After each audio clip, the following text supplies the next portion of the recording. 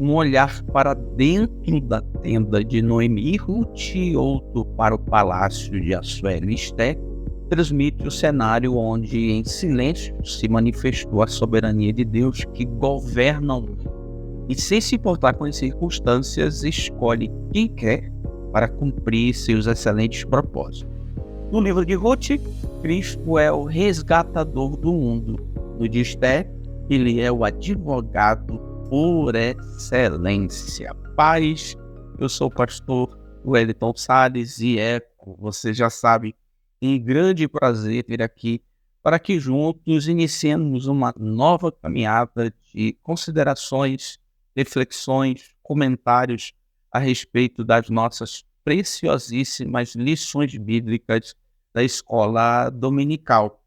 Para este trimestre, estudaremos a lição que tem por título geral Deus que governa o mundo e cuida da família, ensinamentos divinos para a nossa geração. Para hoje, para darmos um pontapé inicial, nós vamos, logicamente, estudar a lição de número 1, que tem por título Duas importantes mulheres na história de um povo. Antes de darmos continuidade, eu quero pedir a você, gentilmente, que não é inscrito, que se inscreva, curta, compartilhe, a fim de que eu seja ajudado a fazer outros materiais como esses e, de alguma maneira, contribuir com você.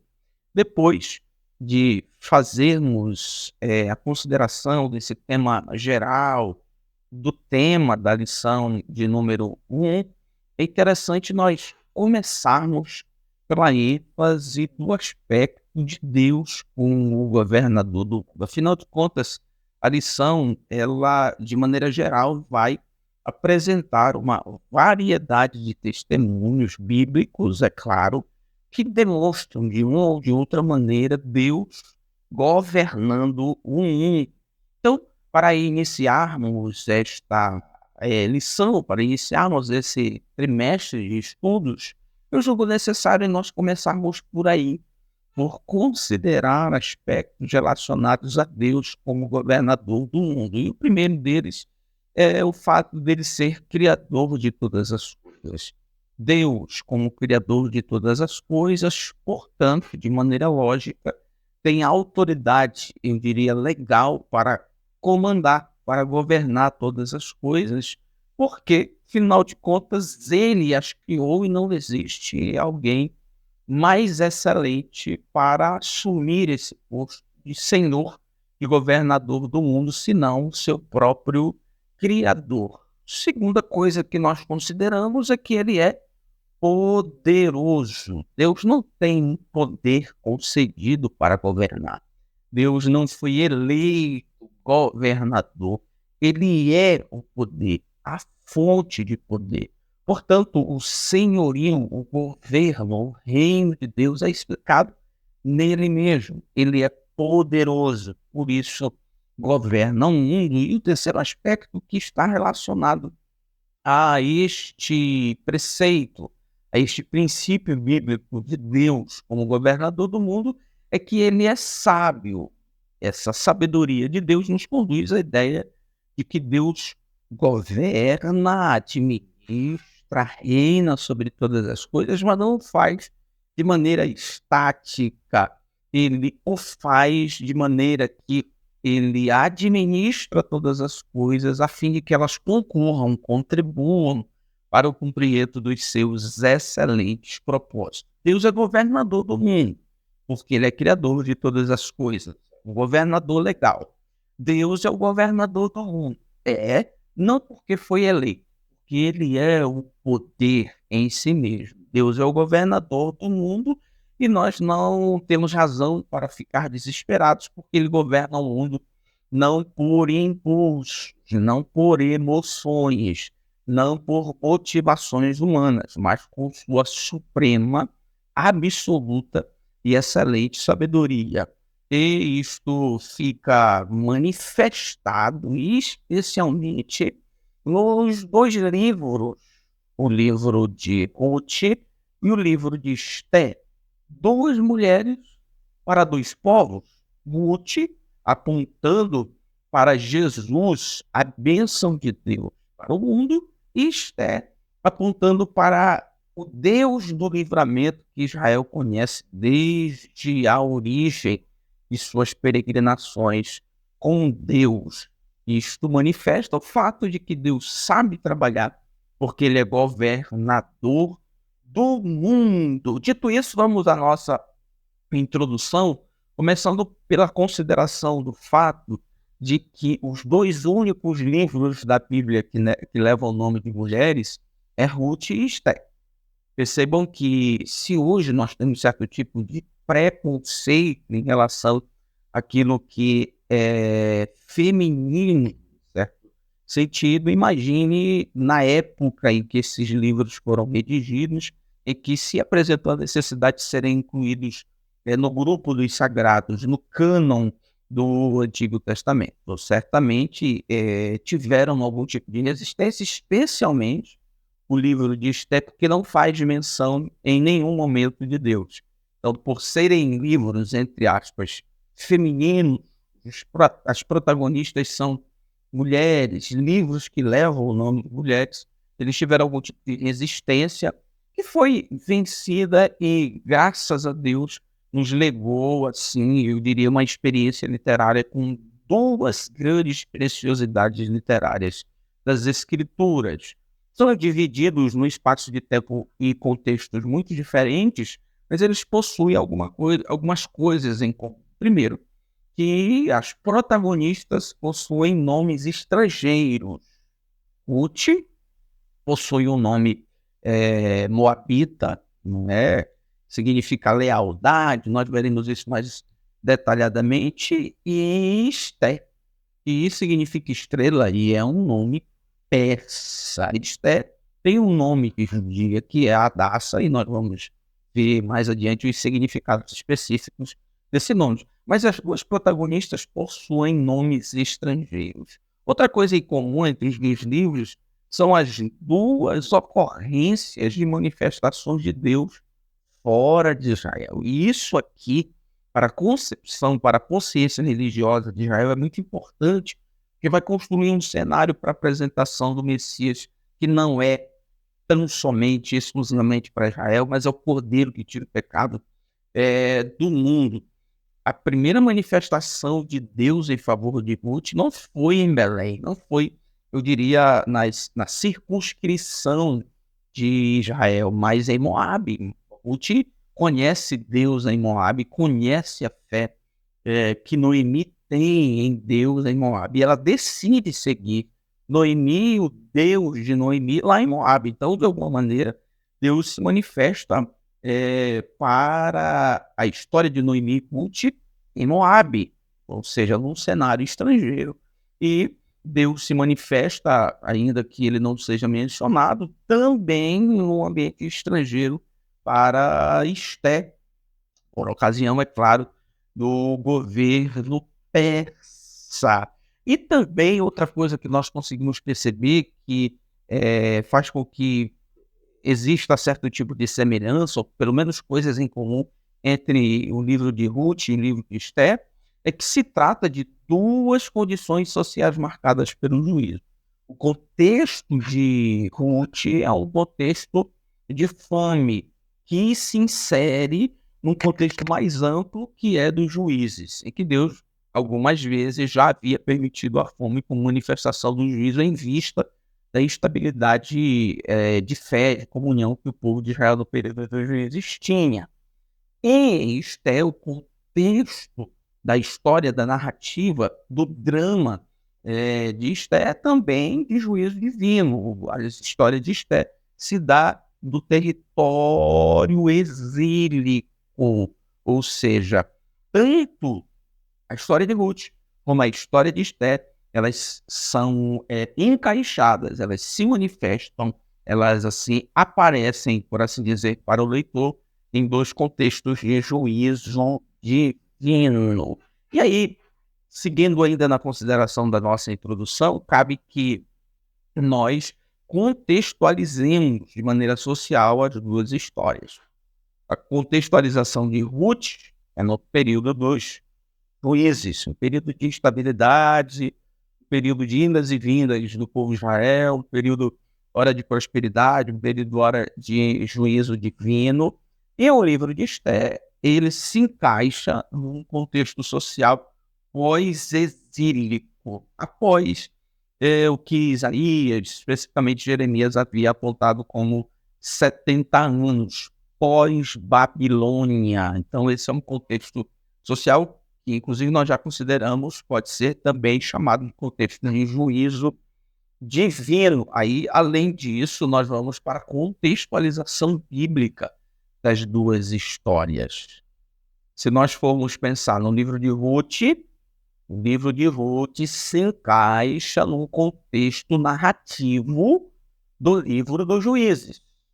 É como se o escritor, possivelmente do livro dos Juízes, pegasse uma lupa e esquecesse a narrativa coletiva dos problemas nacionais de Israel e agora se ocupasse em olhar para o que sucede dentro da tenda, dentro da casa de Noemi e Esther. É uma família que está inserida num contexto maior, que é do livro dos Juízes. Esther é como se fosse um parêntese que se dá no contexto do livro de Esdras, Neemias. É como se o escritor pegasse também uma lupa e lançasse sobre o que acontece dentro do palácio, entre Assuero e Esther, e mais especificamente puxasse, eu diria assim, o zoom da lupa para olhar para o que sucede como drama no coração de Esther, num ambiente narrativo que se dá entre o livro de Neemias e o livro de Esther. Além disso, senhoras e senhores, a gente considera também, a título introdutório, que é possível perceber na história de Ruth, na história de Esther, um plano de preservação e descendência. Ruth é bisavó de Davi, portanto, a linhagem real é preservada e Ruth vai fazer parte da linhagem de Jesus, preservação, descendência. E isto é alguém que Deus usa também para a preservação, para a descendência de Israel. Então, é um plano de Deus de preservação e descendência para o qual ele usa Ruth em um momento e Esther em outro momento. E, por fim, eu quero considerar junto com você a importância, a grandeza, a relevância que esses dois livros representam para a cultura judaica até hoje. Por exemplo, o livro de Ruth era lido todas as vezes que se dava a comemoração do Pentecostes. O livro de Esther até hoje é lido por ocasião da festa do Purim. Pur é sorte, faz menção lá a sorte que Ramã lançou para saber qual dia ele ia exterminar o povo judeu. Um trocadilho assim meio jocoso com a atitude prejudicial de Ramã. Os judeus resolveram comemorar o livramento de Deus com uma festa chamada de Purim. E então, por ocasião dessa festa, lembrando da ocasião do livramento e que Deus usou Esther para tal, o livro de Esther é lido. Então, são dois livros de muito significado para a cultura judaica. Tendo dito isso, vamos agora ao nosso primeiro ponto. Ruth, uma mulher importante para a linhagem de Davi. A importância de Ruth para a linhagem de Davi é óbvia. A Ruth vem de ser bisavó de Davi, portanto, vai estar na linha de descendência de Jesus. Mais uma vez, uma estrangeira que não conhece a Deus é incluída na linhagem de Jesus, assim como foi Raabe, além de ser estrangeira, uma prostituta. E isso menciona o que nós entendemos por ser uma mensagem da graça de Deus. Primeiro subponto, uma moabita. E aqui a gente deve fazer menção a respeito de informações relacionadas a Moabe para considerarmos a relevância de Deus ter usado Rute. Primeira coisa, a origem de Moabe. Nós precisamos considerar isso. Quem são os Moabitas? Quem é Moabe? São descendentes de Moabe, filho da relação incestuosa de Ló com a sua filha mais velha. Perceba o problema moral que explica a origem dos Moabitas. Os Moabitas são frutos de uma relação incestuosa entre o pai e uma filha. Segunda coisa que nós devemos considerar a respeito de Moabe é a condição social de Moabe em relação a Israel, que era uma relação odiosa. Moabe era um povo profundamente hostil a Israel, e isso fica muito claro na ocasião em que Israel, na jornada pelo deserto, meio que tem certo tipo de contato com Moabe, cujo rei é Balaque, com medo chamam o profeta Balaão para tentar amaldiçoar diversas vezes, até que Balaão diz a famosa frase: como é que eu posso amaldiçoar aquilo que Deus abençoou? Deus abençoa as tendas de Israel, e assim se desenvolve a narrativa, que inclusive se desencadeia para também o famoso caso que a jumenta fala com o profeta. Balaque ficou atemorizado, Balaque tinha, sem motivo nenhum, Israel como adversário, e tentou de maneira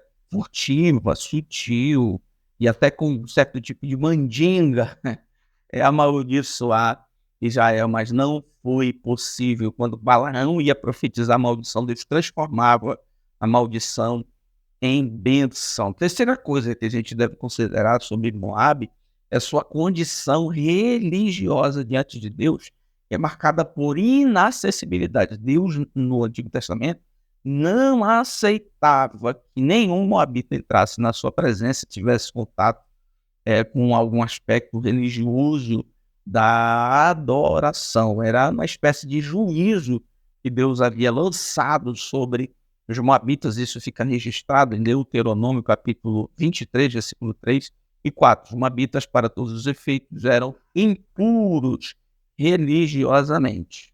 Quarta coisa que a gente considera sobre Moabe é sua condição moral. Não sei se há algum tipo de relação entre a origem e a condição moral, mas os moabitas eram marcados pela idolatria e pela imoralidade sexual. Inclusive, há um evento em que os próprios israelitas se deixam levar, tem relação, tem ali um momento de orgia, misturado por idolatria, quase sempre uma coisa era ligada a outra no Antigo Testamento, com os moabitas. E, por fim, a gente considera a condição de Moabe no contexto bíblico. A mensagem bíblica, quando nós unimos todas essas informações, origem, condição social, condição religiosa e condição moral. O que é que nós temos quando nós unimos todas essas informações? Nós temos a condução para a ideia da improbabilidade de Deus escolher alguém de Moabe, ou em Moabe haver alguém com princípios mais valiosos do que um judeu em Belém. Com todas essas informações reunidas das condições mais variadas de Moabe, é improvável que Deus escolha alguém de Moabe. Mas Deus não está nem aí para improbabilidades, Deus não está nem aí para diagnósticos, prognósticos, Deus não está nem aí para se a condição é positiva, se a condição é negativa. Ele é o governador do mundo, ele não precisa de condições favoráveis para fazer o que ele quiser e escolher quem ele quiser para realizar os seus propósitos. E uma das mensagens centrais do livro de Ruth é exatamente essa, que Deus escolhe quem ele quiser. E aí fica registrado mais uma história bíblica que testemunha em favor do fato de que Deus não é só Deus governador, enquanto está restrito aos limites, às fronteiras de Israel, como os judeus pensavam. Deus é o governador do mundo. Ele faz em Israel, ele faz em Moabe, ele faz na Pérsia, ele faz na Babilônia, ele faz no Egito, ele faz em Nínive, ele é o governador do mundo. Segundo subponto, uma família belemita. É interessante como os significados dos nomes aqui nessa história de Ruth se relaciona com a direção da história. E o escritor faz, me parece, um esforço para que a gente tenha em mente essa relação dos nomes com a própria história, com o desenrolar a história a partir de uma concepção de contradição. Em primeiro lugar, a história começa em Belém de Judá, que significa casa do pão. Mas em Belém de Judá, na casa do pão, havia fome. Você certamente já ouviu falar disso. Depois, nós somos apresentados a Noemi. Noemi significa amável. Mas nós vamos ver que a condição de Noemi, no decorrer da história, nos apresenta uma Noemi arrasada pela tristeza de perder a família. E existe, inclusive, de maneira muito dramática, a cena quando ela entra em Belém e todo mundo corre para dizer: Noemi, não me chamem Noemi, chamem de Mara, porque eu não sou mais tão amável como antes. Deus me abateu, Deus foi pesado comigo e agora eu sou amarga. Manifesta muito bem a condição social, a condição emocional e espiritual de Noemi, fazendo o contraste entre o significado do nome Noemi e o significado de Mara. E por fim, Ruth. Ruth significa amizade, lealdade. É essa a imagem, é essa a identidade que o escritor de Ruth quer transmitir dessa personagem. Isso fica muitíssimo claro num momento de tensão em que Noemi explica que não há razões humanas para que as suas noras continuem com ela. Ela não tem mais filhos. Então fiquem aí. Belém é um lugar incerto, mas órfã deixa e Noemi, amizade, lealdade. Ou melhor, Ruth, amizade, lealdade. É interessante mencionar o que Esdras Costa Bento menciona no livro, que é uma introdução ao Antigo Testamento. Ele considera mais ou menos assim: em meio ao juízo de Deus sobre a deslealdade de Israel para com Deus, o livro fornece um vislumbre das vidas de pessoas simples e tementes a Deus durante um turbulento período do juízo. É um oásis de fidelidade numa era marcada pela idolatria e fidelidade. Além dessa Ruth, dessa lealdade, dessa amizade ecoar muito bem na relação dela com Noemi, de maneira geral, ela transmite uma mensagem que o livro dos Juízes tenta transmitir, que contrapõe a deslealdade do povo de Deus.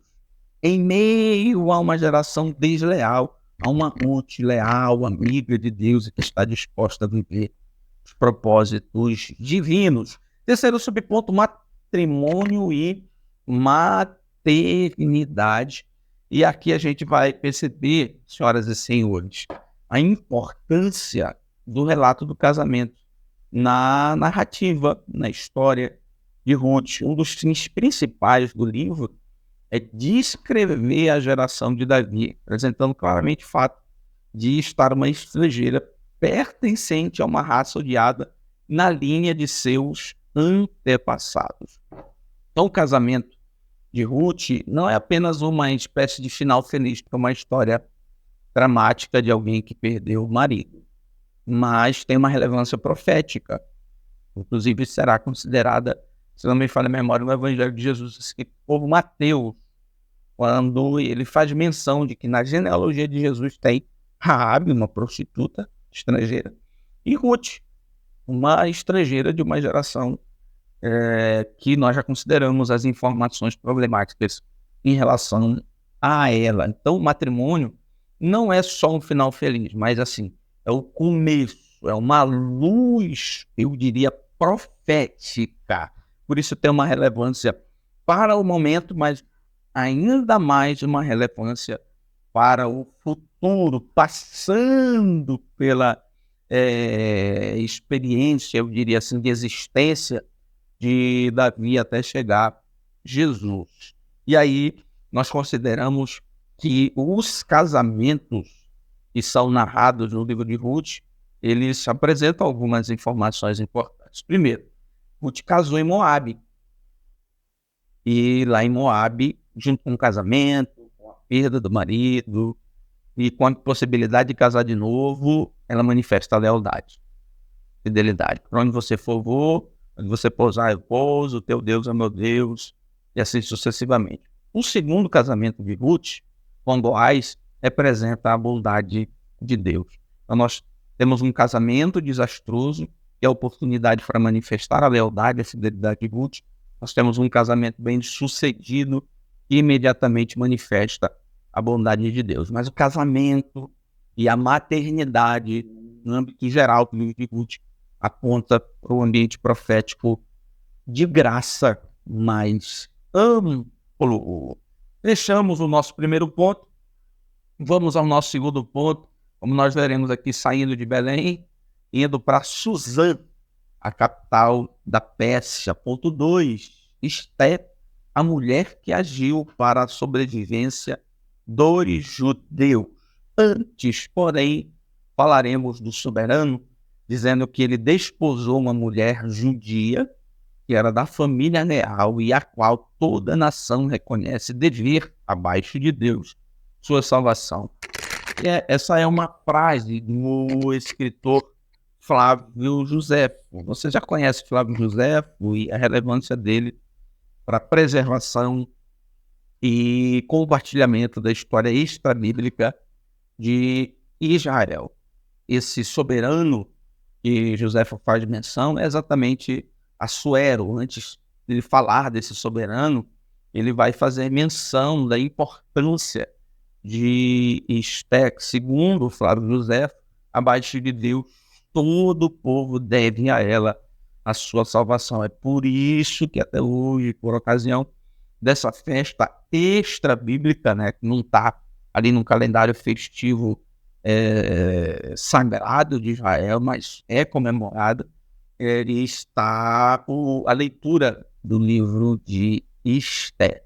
Primeiro, subponto de Belém para Suzã. A primeira coisa aqui que nós devemos considerar é o contexto bíblico. É bom lembrar do fato de que o que ocorre no livro de Esté é como um parêntese no livro de Neemias e Esdras, com uma diferença. Enquanto Neemias e Esdras focalizam a narrativa nos judeus que saíram para reconstruir, Esté foca nos judeus que ficaram em Suzã. Esté é como se fosse uma história brotando do contexto de Esdras e Neemias. Uma história, um drama que se encaixa aí.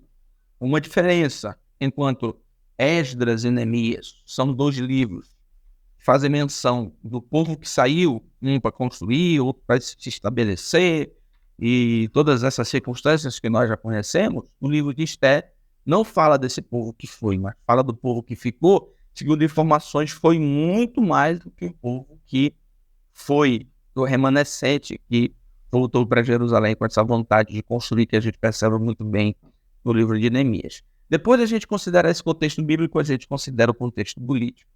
E aí a gente precisa considerar que no contexto das histórias de Neemias, Esdras, especificamente no nosso caso de Ruth, está uma realidade política marcada por 3 impérios, né, que correspondem ao período exílico e pós-exílico, especialmente pós-exílico, onde se encaixa a história de Esté. Então a gente tem o período babilônico, com o protagonismo de Nabucodonosor, e aí a gente tem, sem dúvida nenhuma, de maneira muito relevante, Daniel, Ananias, Azarias e Misael.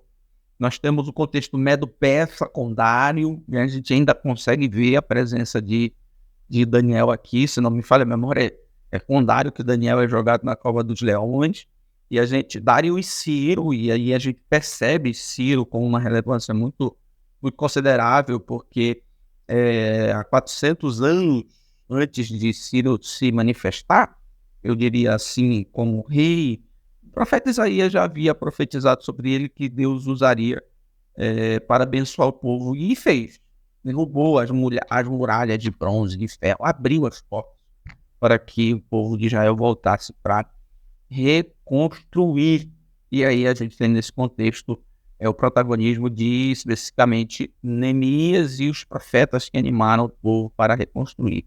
E agora, no livro de Esther, nós temos o contexto persa, né? O reino do momento é persa e o rei do momento é Assuero, o esposo de Esther. E depois nós temos, ainda sobre o primeiro subponto, o contexto biográfico, contexto bíblico, contexto político e contexto biográfico de Esther. Informações básicas sobre Esther. Primeiro, era uma judia, mas uma judia diferente. Uma judia nascida no cativeiro, nascida nesse período exílico, que é distante da sua cultura, é distante do templo, é distante da língua, é distante dos princípios. Mas nós vamos perceber que Esther acaba por ser uma raridade, acaba por ser assim notável, porque muito embora seja uma judia no cativeiro, ela é muito bem consciente a respeito da sua cultura. Esther era órfã de pai e mãe, ou seja, um problema familiar de perda. Isso assemelha também a Ruth, que era viúva, né, em um momento, né, perdeu também no âmbito familiar alguém, que era o seu marido. E, em terceiro lugar, Esther tinha um nome hebraico, o que era comum, né, para os que eram exilados. Daniel é o nome hebraico de Daniel, né? Sadraque, Mesaque e Abednego é o nome babilônico de Ananias, Azarias e Misael. José recebeu um nome diferente lá no Egito. Era muito comum que os exilados, de alguma maneira, recebessem o nome do lugar onde eles estavam, e com Esther não foi diferente. Esther tem um nome hebraico que é Hadassah, que significa perfume, beleza, simplicidade, adorno. Fazia menção de uma planta muito bonita, de folhinhas pequenas, sensíveis e muito cheirosas, comum em Israel, que na cultura judaica representa perfume, beleza, delicadeza. Certamente se aplicava muito bem a Esther, e Esther representa estrela. Segundo subponto, de órfã a rainha. E aí nós precisamos lembrar que o relato de Neemias e Esdras foca nos judeus que voltaram e Esther nos judeus que ficaram. Quando Esdras e Neemias se ocupam em registrar a volta dos remanescentes a Jerusalém, o livro de Esther focaliza aqueles que ficaram na terra do cativeiro. A gente já fez menção disso. E diga-se de passagem, o número dos que ficaram foi bem maior do que o número dos que retornaram. Então, me parece que Esther, no cativeiro, logicamente, tem alguns problemas familiares. A Bíblia não nos dá informação a respeito da razão porque Esther, Hadassah, como queiram, é órfã de pai e mãe.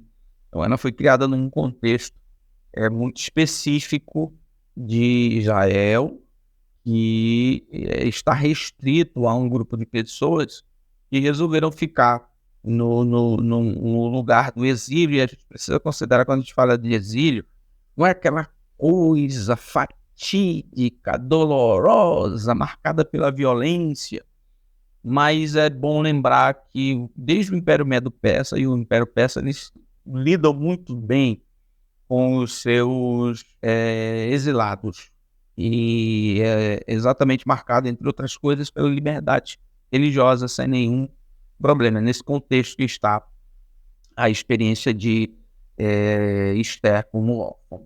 Aí a gente vai dessa realidade problemática, né, social, em que está a órfã Hadassah, para outra consideração que vai encaminhando para que a gente chegue no momento em que se compreenda Esther como rainha, que é o erro de Vasti. E Flávio José explica porque o contexto que corresponde ao erro de Vasti. Mas como o costume dos persas não permite às mulheres se apresentarem diante dos estrangeiros, ela, Vashti, decidiu não aparecer, embora o rei enviasse diversas vezes os eunucos para buscá-la. Era normal na cultura persa os homens ficarem entretendo os homens e as mulheres ficarem entretendo as esposas dos homens, logicamente, dos reis. Então Assuero com os seus pares reis e Vashti com as suas amigas, rainhas, princesas, ali naquela condição de realeza. Então era inconcebível na cultura persa uma mulher ser apresentada para pessoas estrangeiras, mas Assuero quis ostentar e Vashti segurou, eu diria assim, a conversa e desobedeceu, e aí os amigos do rei apontaram para certo tipo de juízo que ela merecia, e aí Vashti some do cenário. E aí que nós começamos a ver, assim, a mão de Deus construindo um cenário que entra pela cultura persa, que entra por uma atitude impensada de Vashti para conduzir quem ele quiser para o trono. E aí depois nós vamos considerar também que a providência divina ela vai sendo conduzida até que a gente encontre um personagem que personifica os planos do adversário contra o povo de Deus, mas esbarra em uma rainha que agora está ao lado de Assuero, que ela tem como arma oração, jejum e consciência de quem ela é e onde Deus lhe pôs e aquilo que é possível fazer onde Deus lhe colocou. Isto é alguém que tem uma visão com a qual nós precisamos aprender. Costumamos perceber que nós estamos no lugar para o nosso benefício próprio apenas. Mas nós precisamos abrir a nossa visão, ampliar a nossa concepção e compreender que os planos de Deus conduzem a gente para alguns lugares, para alguns patamares, não é para a nossa ostentação, não é para o nosso usufruto, não é para a alimentação do nosso egoísmo, mas é para que neste lugar nós sejamos como Esté, conscientes de onde estamos, para onde Deus nos conduziu e o que Deus quer fazer a partir disso. Ela era consciente disso, com oração e jejum. Então a gente conhece uma menina numa situação social complexa de exílio, além disso órfã, ela representa esse povo que fica no exílio e a gente começa a ver a mão de Deus conduzindo as circunstâncias do palácio com o erro de Vashti e a gente percebe o que Deus queria fazer quando a possibilidade dos judeus serem exterminados esbarra no momento em que a pessoa de Deus está no lugar onde Deus, o governador do mundo, sempre esteve, sempre desejou que estivesse. Terceiro subponto, no campo ou no palácio. Ruth no campo, fidelidade, lealdade. Esté no palácio, fidelidade, lealdade. Quem Deus escolhe para um propósito deve estar consciente disso. Para onde Deus conduzir você, lealdade, fidelidade ao plano de Deus. Lealdade, fidelidade à vocação de Deus. Consciência de compreender que onde você está faz parte do plano de Deus. Deus quer fazer alguma coisa. No campo ou no trono. Em cima ou embaixo. Em evidência ou em anonimato. É um plano de Deus, que Deus é o governador do mundo. E o ponto 3 é mulheres de Deus sendo protagonistas da história. E aí a gente precisa refinar essa visão do protagonismo bíblico feminino para nós não adulterarmos, eu diria assim, a mensagem de protagonismo feminino bíblico com o feminismo. E a gente vai aprender com as histórias de Ruth e Esté sobre o protagonismo feminino, trabalhando com a ideia de que elas foram protagonistas em tempos específicos, para propósitos específicos, mas sem revolucionar ou violar princípios. Ruth não viola princípios. Continua uma relação de lealdade com Noemi, continua uma relação de lealdade de trabalho e acaba casando-se com Boaz. Noemi, ou melhor, Esté casa. E aí tem o drama na história que Mardoqueu disse: se apresenta, pede para o rei. Ele disse: eu não posso entrar na presença do rei se ele não quiser. Se ele não quiser, eu vou ser morta, eu vou ser contra a lei do palácio do reino. Ou seja, num contexto distante, é uma mulher que é consciente dos limites, é uma mulher que é consciente dos princípios e não revoluciona, não desconstrói, não é militante. É alguém que tem a compreensão de quem é e do que Deus quer fazer, sem precisar ser louca, revolucionária, militante. Cumprindo papéis. Papel de Ruth. Comportamento de Ruth enquanto esposa, cumprindo o seu papel. Papel de Ruth enquanto viúva, mantendo a lealdade ali, com um comportamento piedoso junto a Noemi. Papel de Ruth como trabalhadora da lavoura de Boaz e que chega ao casamento. Uma mulher que cumpre o seu papel. E o papel de Esté, comportamento enquanto a esposa do rei, consciência das possibilidades que ela tem como rainha, onde Deus lhe colocou, e assim sucessivamente. E todas essas coisas, apesar de serem em lugares fora da circunscrição da fronteira de Israel, manifestam uma formação familiar muito importante. Ruth, muito embora moabita, manifesta valores que só são construídos no âmbito familiar. Esté, muito embora exilada, sem pai nem mãe, criada pelo tio, também manifesta uma formação familiar de princípios. Elas não violaram princípios, elas não revolucionaram princípios, elas não se reconheceram como vítimas dos princípios. Elas resolveram obedecer princípios e Deus as escolheu e a usou para protagonizarem numa circunstância que o plano de Deus, o governador do mundo, havia preparado. Deus te abençoe hoje e sempre